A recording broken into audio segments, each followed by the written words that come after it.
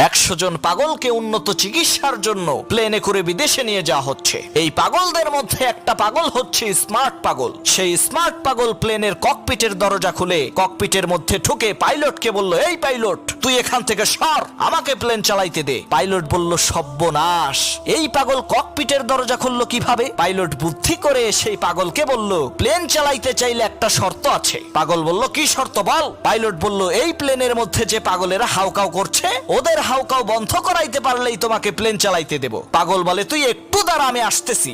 2 minute পর পাগল আবার ককপিটের মধ্যে ঢুকে বলল, এই পাইলট, সব পাগলরে চুপ করাইছি, এখন প্লেন চালাইতে দে। পাইলট খেয়াল করে দেখে কথা তো সত্য। পাইলট অবাক হয়ে সেই পাগলকে জিজ্ঞেস করলো, কিভাবে তুমি এই পাগলের কিচিরমিচির বন্ধ করালে? সেই স্মার্ট পাগল বলল, আমি প্লেনের দরজা খুইলা দিয়া কইছি, বাইরে বিশাল বড় মাঠ, তোরা কে কে খেলতে যাবি যা।